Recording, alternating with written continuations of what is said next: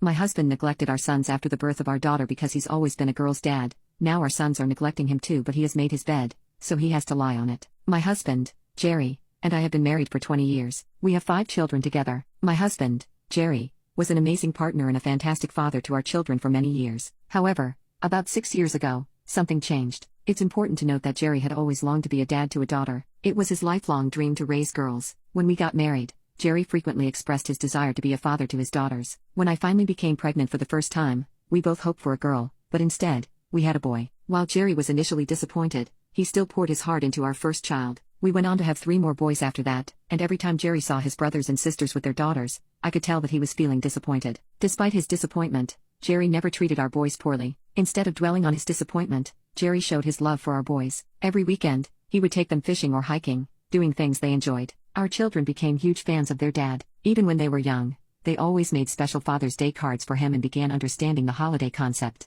Despite his initial desires, Jerry became our son's devoted father. 5 years after our youngest child was born, I unexpectedly discovered I was pregnant again. Unfortunately, this pregnancy was different and quite challenging for me, especially as I struggled with housework after 6 months. I felt ill most of the time. Jerry's mother arranged the baby shower as she always did, and it was a joyous occasion because we discovered we were having a girl. Jerry was so overjoyed that he shed tears of happiness and hugged me tightly. I was given extra care due to both my sickness and the fact that I was carrying a girl. I love all my children equally, but I couldn't help but notice a significant change in my husband after the birth of our first daughter, Ava. He began distancing himself from our boys, particularly our oldest son, Jeremy, who will turn 16 this year. The twins, Richard and Jake, are 13 years old, and the youngest, Archie, is just 11. Before Ava was born, Jerry was an active and engaged father to our boys, taking them on adventures and spending quality time with them. However, for the past 6 years, he has been emotionally and physically absent from their lives. I have tried my best to foster a healthy relationship between my husband and our sons, but unfortunately,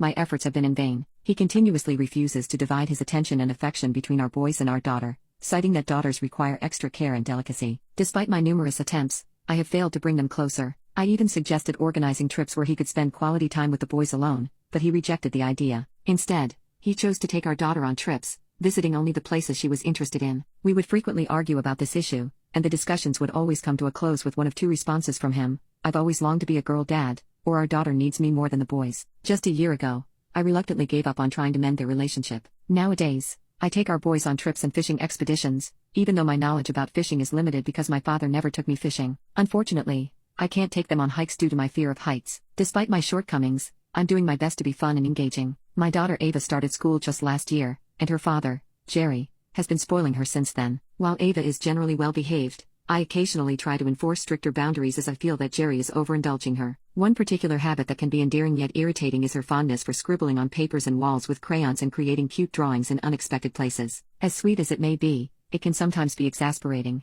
My eldest son, Jeremy, accompanied me in buying groceries one evening. When we returned home, the twins, Richard and Jake, remained there along with Ava. They didn't notice when Ava entered Jeremy's room and drew pictures of cats and dogs on his assignments and walls. Jeremy didn't express his irritation then but locked his door whenever he left the house. I thought my other children didn't quite enjoy Ava's company, although they never showed their annoyance directly. It seemed that they tolerated her solely because she was their sister. Recently, I argued with my husband regarding gifts. You see, Jerry typically buys gifts for special occasions. Just last month, we celebrated the birthday of my twin sons, and once again, Jerry bought a gift for our daughter Ava as well. This has become a habit of his. Whenever our son accomplishes something or has a birthday, he purchases a gift for our daughter, too, so she won't feel excluded. While I believe giving a gift to someone unrelated to the occasion might be somewhat excessive, I attempted to address the situation in a friendly manner. However, our conversation escalated into a tense argument late at night. It goes beyond just my husband. We spend Christmas with his parents and Thanksgiving with mine, and I've observed that everyone treats my children differently. She receives multiple gifts from her aunts and uncles during those occasions, and I understand that uncles and aunts can have favorite nieces or nephews in some families. However,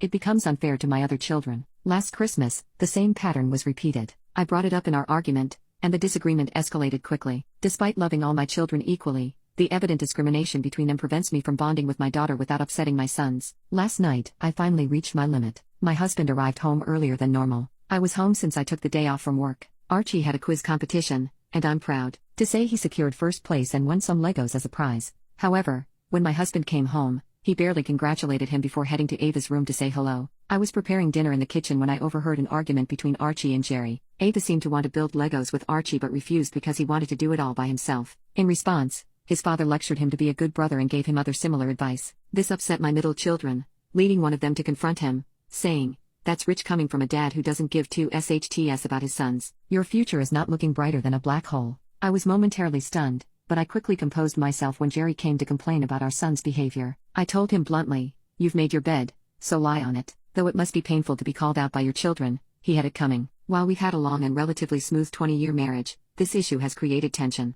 I don't wish to divorce him over this argument, as I want to create a happy and healthy environment for us all.